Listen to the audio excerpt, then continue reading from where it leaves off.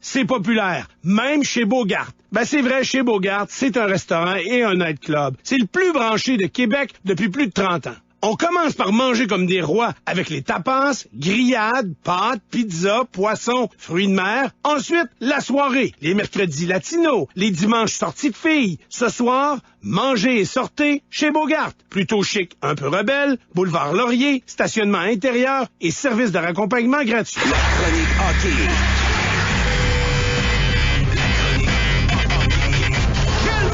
Avec Richard Labbé, notre spécialiste du CH. Ne manquez pas la chronique hockey dans le show du matin et 5 à 7. Radio X. Une présentation de Batterie Expert. Avec le temps, il arrive que la batterie de vos caméras, téléphones sans fil, cellulaires ou portables ait besoin d'être changée. Batterie Expert vous propose des batteries ultra performantes de tous les formats à des prix imbattables. Trouvez un de nos 80 spécialistes Batterie Expert sur batterieexpert.com. Pour terminer ta journée tout en finesse, avec DH, Martine et Mal, le 5 à 7. Radio X.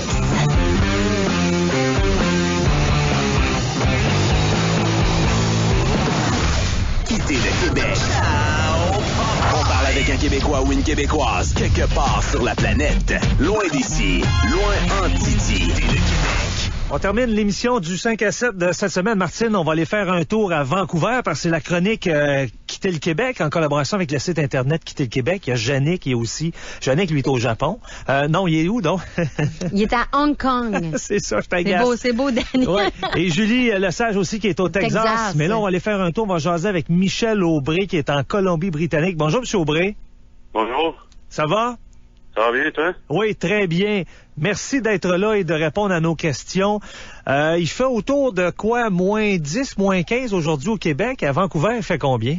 Ah oui, il fait un peu plus chaud ici. Ça fait près 8 ou 9 degrés. Ouais. Ça ressemble à ça, là, de ce temps-ci, là, en général, le jour, c'est 8-9 degrés? À peu près, oui. Ouais, c'est pas mal raisonnable pour ce temps-ci de l'année, oui. On a eu de la neige, par contre, la semaine passée. Il a neigé pendant 3 jours j'ai jamais vu ça à Vancouver. Mais dernièrement, ouais, là, c'est normal. Là. Comment c'est organisé à Vancouver quand il neige, justement, si vous en voyez pas souvent de la neige à la côte? Comment c'est organisé? On attend que ça fonde. C'est ça, des déneigeuses, des souffleurs, des pelles ou des... Ça existe pas, là, à Vancouver. Ben, ça existe un peu plus en dehors de Vancouver. Ouais, dans les montagnes, là. Ouais. C'est ça, exactement, ouais. Vancouver, c'est ça, le monde attend juste que ça fonde. Vous êtes là depuis combien de temps à Vancouver, au juste? Moi, ça fait 12 ans. Bon, qu'est-ce qui vous a amené en Colombie-Britannique, M. Aubry? Je veux dire, je voulais déménager de mes parents, de chez mes parents. Donc, je me suis dit, tu sais, au lieu de déménager 15 minutes de chez eux, tout de même déménager de 50 heures. Donc, sûr de pas les revoir, de pas être tanné par eux autres ou quoi? Exact. Ben, c'est ça. C'est un changement de vie, puis non, c'est bien. Je veux dire, c'est juste quelque chose de différent que je voulais faire, donc je l'ai fait, puis j'ai conduit à travers le Canada, donc ça c'était bien ça aussi. Puis ouais, c'était un changement de vie. Mais tu sais, c'est le rêve de chaque jeune qui quitte, je sais pas moi, la polyvalente, veut partir pour un an dans l'Ouest, soit pour aller planter des arbres, pour aller travailler à Whistler, tu sais, vivre un peu la vie de bohème, mais là, de là à dire, OK, on part pis on revient pas, là, c'est autre chose, là. Ouais, je veux dire, si tu parles à mes parents, eux autres, il y avait en tête que j'étais parti juste un an ou deux. Mais non, je suis arrivé, puis 3 mois après, j'ai rencontré ma femme. Ah, c'est ça. Je veux dire, j'ai rencontré une fille, puis j'ai finalement, je l'ai mariée une couple d'années plus tard. Mais ouais, je veux dire, peut-être que si ça n'aurait pas arrivé, peut-être que je vais retourner au Québec en permanence. Mais est-ce que vous aviez une facilité à vous exprimer en anglais avant d'arriver en Colombie-Britannique? Ouais, parce que moi, je viens de Elmer, Québec. Donc, Elmer, c'est vraiment proche de l'Ontario. Donc, l'anglais, c'était déjà dans ma vie. Donc, je veux dire, à Vancouver, les premiers mois, je dirais que c'était tough. Je veux dire, c'était juste parler tout le temps en anglais. J'avais des mots de tête, là, pour les premiers mois. Mais là, à longue que ça a été, je veux dire, je me suis habitué. Puis, ouais, je veux dire, pas mal de monde que je parle à cette heure, ils me disent qu'ils n'entendent plus d'accent en tout. Non, l'accent, il est en français. Oui, c'est ça. C'est ça, je sais. Est-ce que vous avez l'occasion de le garder un peu, votre francophone, votre français? Ouais, j'ai des amis ici qui sont français. Je veux dire, il y a une pas mal bonne communauté française à Vancouver, dans la région. Je veux dire, en fin de semaine, on s'en va à un festival du bois que ça s'appelle à Coquitlam, qui est le plus gros festival de francophones dans l'Ouest canadien. Donc, je veux dire, c'est quand même, ils sont éparpillés. C'est pas comme Chinatown où il y a bien des chemins dans une région. Je veux dire, les francophones à Vancouver sont pas mal éparpillés, donc c'est bon d'avoir des festivals comme ça où tout le monde se rejoigne, puis on party un peu. Là. Ben, je sais que moi, je suis un gars qui focus beaucoup sur la température. Je sais que l'hiver, c'est quand même c'est un climat assez doux. Mais l'été, est-ce que c'est tout le temps pluvieux en Colombie? Oh non, l'été, c'est surtout l'hiver que c'est pluvieux. L'été, je dirais, comme l'année passée, au mois de juillet, on n'a pas eu une goutte d'eau. Pendant tout le mois de juillet. C'est pas des températures comme au Québec, avec l'humidité et tout ça. On dirait que c'est quasiment l'inverse. Jusqu'à Vancouver, c'est plus humide pendant l'hiver. C'est plus ou moins sec pendant l'été. On va avoir des températures d'à peu près 25, 26 l'été. Ça, c'est à peu près une moyenne. C'est sûr qu'on va avoir des jours de 30, mais c'est pas comme le Québec où t'es pas capable de sortir dehors pis t'es juste c'est pas faisable. Ouais. Ici c'est plus c'est beaucoup mieux. Là, je trouve la température est beaucoup mieux. On se sent pas comme des animaux là, au Québec. L'hiver fait trop froid puis l'été fait trop chaud. Vancouver, c'est vraiment. C'est tempéré. Ouais, c'est tempéré. Ouais. C'est ça. C'est une des raisons pourquoi je reste. Il y a eu beaucoup de critiques sur les Jeux de Sochi, considérant le fait que c'était sur le bord de la mer Noire. Là, ça avait l'air d'un lieu paradisiaque où les gens vont aller en vacances l'hiver, mais qui vont se faire bronzer sur la plage, là, parce que c'est un lieu d'été. Mais tu sais, si on compare Sochi à Vancouver, c'est presque similaire. À Vancouver, il n'y a pas de neige en ville. Les installations des athlètes étaient en ville. Puis tout ce qui se passait sur neige, ça se passait à la montagne à Whistler, puis c'était la même chose à Sochi, c'était dans les montagnes du Caucase. Là, je veux savoir, là, on vous en avez entendu parler, les gens de Vancouver, comment ils ont réagi face à ce qui s'est passé à Sochi dans le style qu'ils ont vraiment plumé tout le monde, ils ont expatrié des gens de leur maison, ils ont été dans le non-respect là, de l'être humain. Là. Comment les gens de Vancouver, eux qui sont dans le trou aussi, parce qu'on veut pas, là, les Jeux de Vancouver, ils n'ont pas rapporté gros, ça a coûté beaucoup à cause de la sécurité. Ouais. Ouais, je dirais que ça serait pas mal plus, le monde du monde, vraiment, ils ont réagi à ce qui s'est passé à Sochi. Je veux dire, c'est pas... Vancouver, oui, je veux dire, on a fait les jeux comme on pouvait, puis je veux dire, on les fait à notre standard. Donc, c'est vraiment ça qui est la différence, c'est que c'est au Canada en général, on a un différent standard, on a plus de prix sur la vie, puis tout ça. Mais je veux dire, je dirais que même à Vancouver, parce qu'il y a une région à Vancouver qui s'appelle East Hastings. Puis East Hastings, c'est vraiment une partie de la ville qui est rough. Je veux dire, il y a beaucoup de drogue, il y a beaucoup de prostitution, tout ça. Là. Donc, je sais qu'avant les Jeux, ils ont commencé à pousser le monde en dehors parce qu'ils voulaient pas avoir ça dans une mauvaise image, ouais. Exactement. Donc, je veux dire, d'une manière... Je veux dire, ils l'ont fait aussi à Vancouver, mais peut-être pas autant... aussi radical, aussi drastique, ouais. Monsieur Aubry, je sais que vous êtes là-bas et que vous travaillez. Les informations qu'on a sur vous, c'est que vous travaillez dans le domaine de l'immobilier. C'est ça. Ici au Québec, dans le Québec, les terrains sont un terrain normal. Là, je vous dirais un 80-100 000 pieds carrés, ça va jouer autour de peut-être 100 000 $, puis une résidence autour de 250-300 000. Ouais. C'est des prix qui sont dérisoires si on les compare avec ce que vous vivez dans le domaine à Vancouver. Ah ouais. Ça peut ressembler à quoi les prix là? Une simple résidence des années 80 là à Vancouver, ça se vend combien? une maison simple, une maison de famille, ça serait, je dirais, en moyenne 600 000. Ça, c'est toute la région de Vancouver. Je veux dire, Vancouver, tel quel, je veux dire, on parle d'à peu près 850 000 minimum. Ça, c'est pour un bungalow. Ça, c'est, ouais, une maison avec son terrain, pas attaché. Donc, je veux dire, c'est ça. Je veux dire, ça, c'est Vancouver. Si on sort de la ville, on va dire à Langley, qui est à peu près 45 minutes, 1 heure de Vancouver.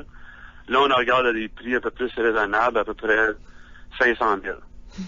Mais, je veux dire, quand même, je veux dire, faut vraiment que tu sors de la ville pour avoir des prix vraiment abordables. Là, si on sort encore un peu plus, je veux dire, même, je dirais, tout le BC, c'est, les prix sont, je veux dire, si on s'en va dans le nord de BC, c'est moins, mais le plus est qu'on va, les prix commencent à baisser un peu plus, mais jamais, c'est pas comme au Québec. C'est vraiment pas comme au Québec. La langue secondaire à Vancouver, c'est quoi? Je dirais que ce serait soit le mandarin ou le chinois, vraiment. Oui, parce que ça pleut, hein. Il y a plein de gens des Asiatiques là qui s'en viennent. C'est multiculturel, là, je veux dire. Oui, c'est multiculturel, mais ils vont là à Vancouver parce qu'ils ont beaucoup d'argent, c'est ça? Ouais, ça, je veux dire, je pense que c'est la place la plus proche pour eux autres à venir aussi au Canada. Hein. Donc, je veux dire, ils s'installent, ils forment des communautés. Donc, ils sont vraiment bien organisés. Je veux dire, je pense qu'à Québec, il y aurait de la misère aussi parce que il y a souvent des signes qui sont simplement en chinois. Donc, si tu connais pas le chinois, t'as aucune idée c'est quoi le magasin. Donc, c'est vraiment différent. Je veux dire, c'est vraiment, ils se séparent je veux dire, vraiment, je veux dire, on voit des Asiatiques partout. Mais il y a certaines régions comme Richmond où c'est, je dirais, 80% asiatiques qui demeurent là. Donc, eux autres, c'est vraiment, ils s'installent là, ils s'installent avec leur monde et ils se partent des business. Donc, c'est vraiment différent dans ce sens-là. C'est quoi la réaction du côté politique par rapport à ça? Là? Est-ce que vous vous sentez menacé? Est-ce que les gens de Vancouver se sentent menacés puis que la langue, l'anglais, risque de s'éliminer? Comment que ça se passe? Un peu ce qu'on vit nous aussi au Québec. Là. On trouve que l'anglais, certaines personnes trouvent que l'anglais est prédominant, exemple, à Montréal. Est-ce que vous vivez ça, vous, mais au niveau du mandarin avec les Asiatiques? Non, je dirais que non. Je veux dire, ça fait partie de la vie. Je veux dire, ça fait juste partie de notre entourage. Il n'y a pas de chicane vous devez parler en anglais parce que la plupart du temps, ils essayent. Ou ils vont prendre des cours, ils vont aller à l'école aller prendre des cours parce qu'il y a beaucoup d'étudiants qui viennent à Vancouver pour apprendre l'anglais. Donc, eux autres, ils se forcent à parler anglais. Donc, il n'y a pas vraiment de friction avec ça. Ouais. Je dirais que c'est vraiment pas un problème. C'est même d'une manière appréciée. Je veux dire, surtout la différence de culture. Il y a beaucoup d'Espagnols aussi. Il y a beaucoup de tout. Il y a beaucoup de tout, mais je veux dire, c'est ça que la prédominance, c'est les Asiatiques, les Chinois surtout. Donc, non, je veux dire, c'est pas comme s'ils s'imposent vraiment sur le restant du monde. C'est qu'ils font leurs choses, puis ils vivent leur vie, puis nous autres, c'est sûr que, je veux dire, aller à des restaurants chinois, on va là, puis on mange bien, puis ils nous parlent comme en anglais s'ils peuvent, puis donc ils sont respectueux. J'ai vu à la télé, M. Aubry, l'année passée qu'il y a une rue à Vancouver une fois par année, je sais pas si ça dure une semaine complète, il y a une espèce de festival de la poutine. Il y a plein de restaurants avec une variété énorme de poutine. Êtes-vous au courant de ça, de cette espèce de festival-là qui dure quelques jours? Oui, je sais que c'est à Vancouver, je pense sur West 7, je pense. Ça, je dirais que c'est le coin québécois de Vancouver. Je veux dire, c'est pas comme s'il y a un paquet de Québécois là, mais je veux dire, c'est plus ou moins l'endroit où on connaît que c'est québécois. Donc ouais, je suis jamais allé parce que je veux dire, la poutine, il y en a pas mal plus ici que le monde ne pense. Ouais. Surtout à cette heure. Quand moi je suis déménagé, il y avait peut-être une couple de places qui vendaient de la poutine, mais là maintenant on dirait que c'est un phénomène quasiment là, que tous les restaurants ils ont des différents genres de poutine, mais c'est quasiment rendu comme une je dirais comment je peux dire ça? C'est quasiment comme une haute cuisine, quasiment. Ah oui, OK. Ça fait partie un peu du quotidien des gens. Moi, j'en ai une, puis je pense, Martine, t'en as une autre aussi, puis après ça, on vous laissera aller. Là. Vas-y, Martine. Okay. Ben moi, la fois ou les fois que je suis allée à Vancouver, ce qui me marquait beaucoup, c'est la quantité de voitures de luxe qu'on peut croiser dans le chemin. Tu sais, je veux dire, vous avez dit un peu comment coûtaient les maisons, les résidences, mais je veux dire, il faut que les gens soient en mesure de payer leur résidence. Puis quel est le travail principal qui fait que les gens ont tant les moyens de se payer des trucs de luxe comme ça aussi, là? Ah, ça, c'est une bonne question, ça. Je veux dire, ouais, moi aussi, quand la première fois que je suis déménagé ici, ouais, je voyais des Mercedes, BM, tout ça, là, des Bentley. Mais, je veux dire, il y a certains coins dans Vancouver, comme West Vancouver, North Vancouver, où ce que les gens, les riches, ils demeurent. Donc, je dirais que il y en a beaucoup d'entre eux, c'est des docteurs, des avocats, des personnes de film, des acteurs, différents mondes comme ça. Mais il y a aussi les Asiatiques qui déménagent la Chine avec leurs millions. Donc, il y a beaucoup de mix. Je dirais pas qu'il y a un endroit en particulier où est-ce que le monde, ils font leur argent. C'est généralisé. C'est une population qui est quand même aisée, là, financièrement, là. C'est ça. Et un salaire normal à Vancouver pour bien vivre, c'est quoi? C'est 100, 120 000 $? Pour un individu, je dirais... Pour bien vivre, ouais, ben, je dirais non. Même pas... je dirais 80 000 pour bien vivre. Mais 50 000 où tu es à l'aise ici à Québec, 50 000 à Vancouver, tu vas en arracher, là. 50 000 à Vancouver, oui. C'est ça. T'es un pauvre. T'es un pauvre. 50 000, t'es un pauvre. Ben oui. Si tu restes à Vancouver, ouais. Là, c'est un peu dérangeant parce que là, tu peux pas aller au restaurant, tu peux pas aller à différentes places qui sont juste autour de toi. Donc, ouais, faut que tu déménages en dehors de la ville, New Westminster, Burnaby, ces places-là. Mais même les loyers, là, sont chers. Même les appartements, là, sont chers. C'est quand même... c'est restreint. Qu'est-ce que tu peux faire avec 50 000, c'est sûr. Hey, avant de vous laisser aller, M. Aubry, il faut bien que je parle un petit peu de sport. Les Canucks, ça doit être très, très populaire. Probablement que c'est l'équipe sportive la plus populaire à Vancouver. Mais comme nous ici, parfois, on descend, on va faire un tour à Boston, on va aller à New York. Est-ce que vous avez tendance, les gens de Vancouver, à aller à Seattle, par exemple? Est-ce que vous avez tendance à aller chez vos voisins en Alberta? C'est quoi l'habitude où les gens vraiment sont satisfaits? Vous avez tout ce que vous avez besoin à Vancouver? Presque. Je veux dire, Seattle, c'est vraiment proche. C'est à peu près 3 heures d'ici. Donc, moi, je suis allé souvent, là. J'ai un de mes beaux-frères qui reste là aussi. Mais je dirais qu'il y a beaucoup de gens, surtout à cause du club de NFL, ouais. Les Seahawks. Ça, c'est vraiment populaire. Je veux dire, c'est le club de Vancouver, on va dire. Mais à part du hockey, je veux dire, le monde, ils iront pas à Calgary tant que ça. Je dirais qu'il y a plus dans l'Ouest américain, comme à Los Angeles, San Jose, où ils peuvent aller faire des vacances, aller voir un match de hockey, puis juste passer une fin de semaine comme ça. Je dirais que ça fait ça le plus populaire pour le hockey. Ouais. Parce qu'en auto, Vancouver, Los Angeles, c'est combien d'heures? En auto? Oui. À peu près 18 heures. Oh, c'est une bonne... c'est comme nous descendre à peu près... en Floride, quasiment. Un petit peu moins, là. Un petit peu moins loin. Ouais, c'est comme si on allait en Virginie, à peu près, okay. là. Ouais, c'est ça. Michel Aubry, un ancien Québécois, maintenant un gars de la Colombie-Britannique. Merci bien de cet entretien-là. Ce fut très intéressant. Ça me fait plaisir. Merci. Bye-bye. Bye-bye. Michel Aubry, qui est en Colombie-Britannique, vient à Vancouver depuis maintenant 12 ans. Ça, c'est dans le cadre de Quitter le Québec. On relance ça là, tous les vendredis dans le 5 à 7. Martine, bonne fin de semaine. Bonne fin de semaine. On se reparle lundi. Mal sera de retour. Robbie s'en vient. Salut!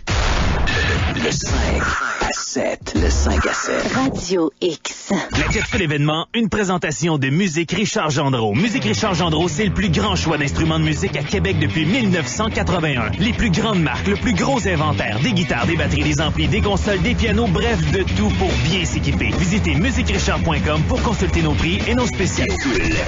Radio X. Capsule événement. C'est la 6e année du Festi-Lumière. Ça se passe à l'Aquarium du Québec. Un tout nouveau parcours extérieur avec plus de 500 000 lumières en forme d'animaux et d'arbres. Il y aura également des sculptures sur glace, des jeux gonflables, glissades, barres de glace et chansonniers. C'est une activité pour toute la famille qui se déroule jusqu'au 8 mars. Tous les détails sur aquariumduquebec.com. Jusqu'au 8 mars, on célèbre le 10e anniversaire du Pentathlon des Neiges qui est présenté par Mountain Equipment Co-op. Ça se passe sur les plaines d'Abraham. Il y aura des compétitions élites et amicales. L'accès est gratuit pour tous.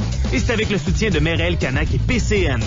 Les amateurs de bon vin, j'ai une bonne nouvelle pour vous. C'est la sortie du nouveau Revolution, un rouge opulent et généreux et un blanc frais et vif. Vous allez être étonné de ce Californien rebelle qui est disponible à prix accessible à tous à seulement 10,95 $. Demandez votre Revolution à votre sac préféré. C'est pour les 18 ans et plus. Et finalement, le 8 mars, The Security Project sera de passage au Palais Montcalm afin de nous présenter les meilleures chansons de la période 77 à 1983 de nul autre que Peter Gabriel. Les musiciens sont composés du groupe de King Crimson et de Peter Gabriel et les billets sont en vente au Palais Montcalm et sur le réseau Billetech.